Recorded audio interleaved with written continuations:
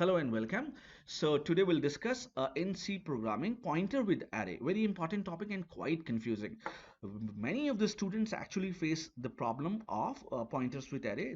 They start calculating wrong answers. It is generally asked in many competitive examinations and generally students face the problem. So let's start understanding what this pointer with array is all about. And I assure you within 5 to 10 minutes you will get a clear-cut idea about this pointer with array. So if I talk about pointers, I have already explained you that pointer is a variable. Pointer is a variable, just like a simple variable int a. Int pointer p is also a variable, fine, which hold the address of another variable. So what this pointer will do, this pointer will hold the address of another variable, but there is a constraint that it will hold the address of same data type. Means if pointer is of integer type, then 100% it is going to store the address of a variable which is also of integer type. If you do something different from that, that is if you assign uh, to pointer p some float type, you will start getting some absurd results that will be totally on compiler.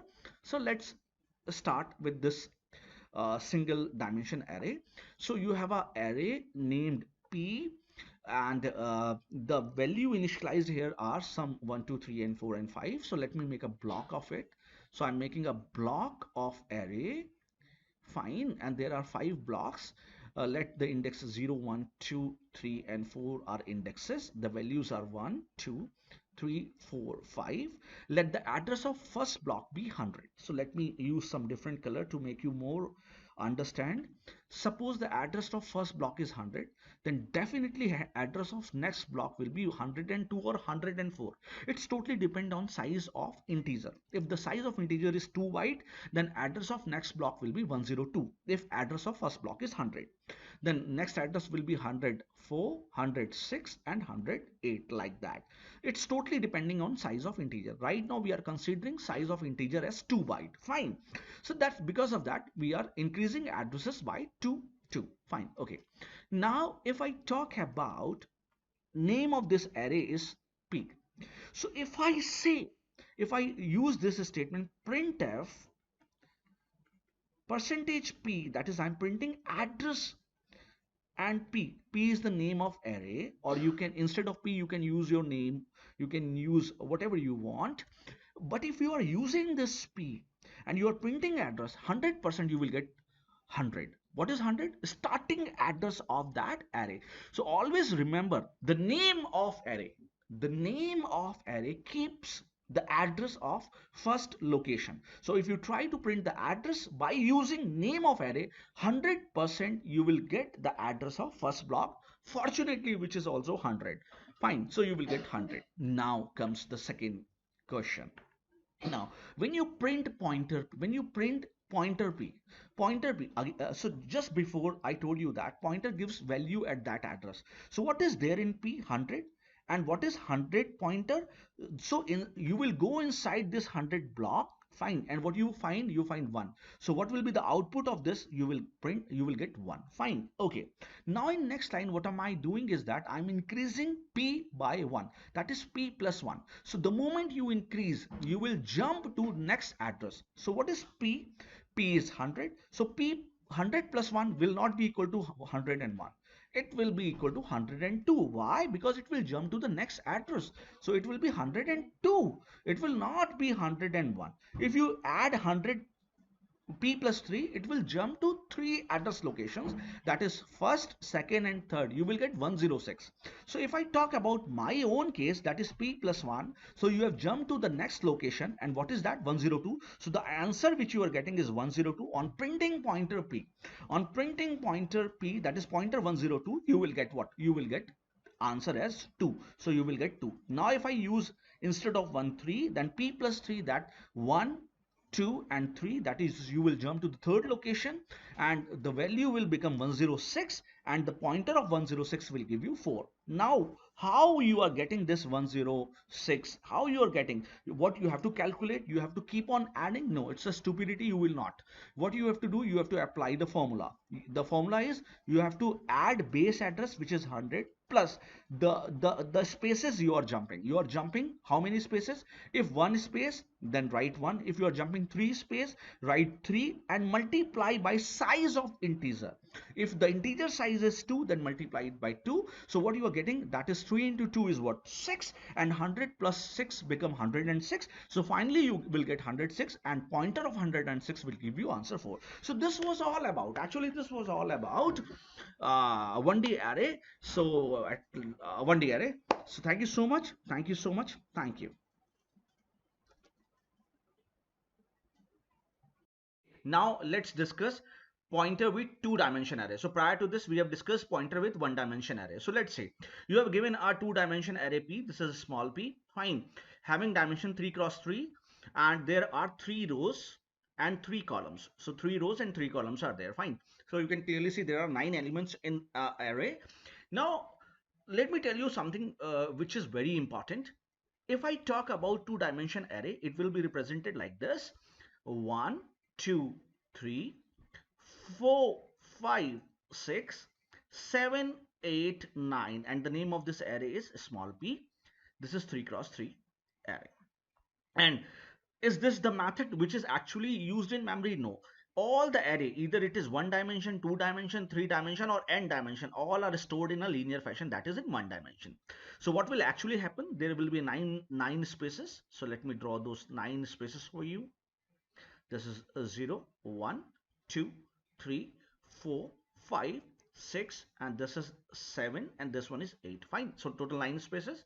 And here you have 1, 2, 3, 4, 5, 6, 7, 8, and 9. Now let's have their addresses. Fine. So suppose the address of first element is 100 and the size of integer is 2 byte, then definitely the second address will be 102, 104, 106, 108, 110, 112, 114, and 116. That is, if I talk about this element, this is at 100 position. The address of first element is 100. This is 102. This is 104. This one is at 106. This one is at 108. This one is at 110. Then 12. Then 14, and then 16. Fine. Hope you are understanding now. So I have represented this two dimension in a single dimension. Fine. Okay. Now what exactly the things are, try to understand. If I talk about name of array, if I talk about name of array, then in two dimension array or in single dimension array, the name of array represent address of first block. First block. That if I say this is P, then what is address of P? 100%. The address of P is 100. Fine. Okay.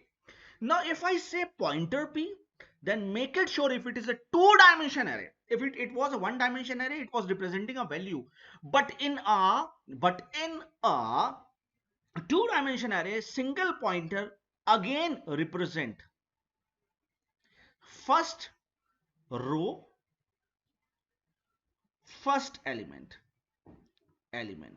That is, if I print what is the address of P and if I print what is the address of pointer P, they both will print the same value. So here what you are seeing, that if I say if I'm printing with percentage P, and suppose the first address is 100, it will print 100. And if I'm printing pointer P, it will again print 100 because it is a two-dimension array. For two-dimension array, for a value you need double pointer. For value you need double pointer. Still you have a single pointer, so you will always see address only. But now if I'm printing double pointer, then double pointer will give me the value. That's why I'm using percentage D. So what is P? What is pointer P? 100. And what is inside 100? What is inside 101? So what will be the output of this line? 1. Fine. Okay. So hope you have understood. If I say P in two dimension array, that is name of array, and pointer P of array, both are same. Both are same, but there is a difference. Both are same as far as single block is concerned, first block is concerned. But what is the difference? You will see in this subsequent printf statement. If I increase value of P, if I increase value of P, then it will jump to a row. That means if I'm doing P plus 1, so it will not jump from here to here like we were jumping in one dimension array. It will not jump from here to here. Either it will jump from one row to next row. So when I will make an increment of 1, in name of array, it will jump to a next row. That is, it will represent the first element of next row. That is, it will represent 106 address. So what is actually happening is that P plus 1 is not equal to 102. Either P plus 1 is equal to P plus 1 equal to 106. Now you might be thinking, why 106? Why 10? How you are calculating 106? Because 10, this is the first element, this one is the second, this one is the third element, 104. So when you come to the next row, this is 106. Now if there are n number of elements, how you will compute that? How you will compute that? This is important question. So let me explain you if how to compute this for P. P is what? 100. Fine.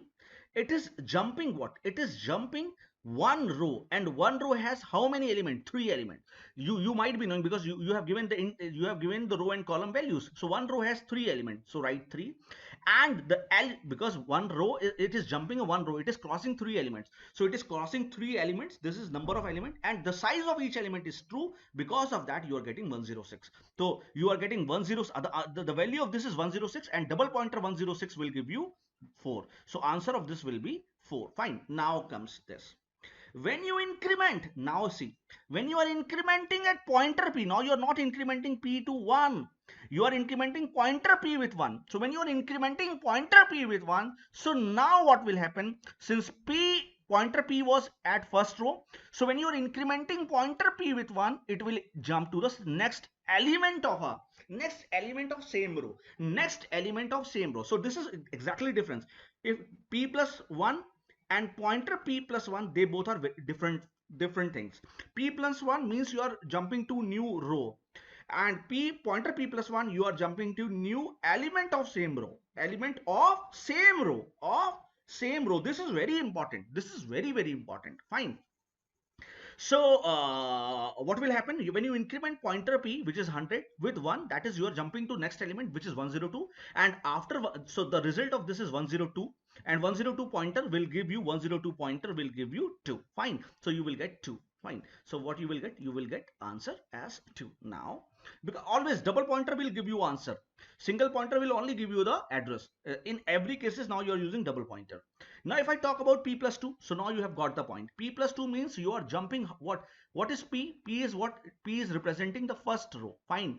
So when you are incrementing P with 2, it will jump to 2 rows. It will jump to from here to here.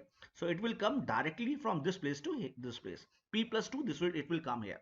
So it will represent 112, and double pointer 112 will give you 7. But how will get 7? So again there is a formula that P is what? What is P? What is P? What is P? P is 100 base address plus how many rows it is jumping? 2 rows. Every element, 2 rows has how many element? 3 element. And the size of every element is 2. So 2 into 3 is 6 into 2, 12. It will give you 112, and the double pointer of 112 will give you 7. So the final answer which you will get is 7. So hope you have understood what I was trying to tell you is double pointer is going to give you the always in 2-dimension array. Make it sure if you want to get the value, you have to use double pointer, either by in a bracket or anywhere you have to use double pointer. So this was all about pointer with 2D array. So at last I'll say thank you so much for watching. Please like, subscribe and share the channel. Thank you so much.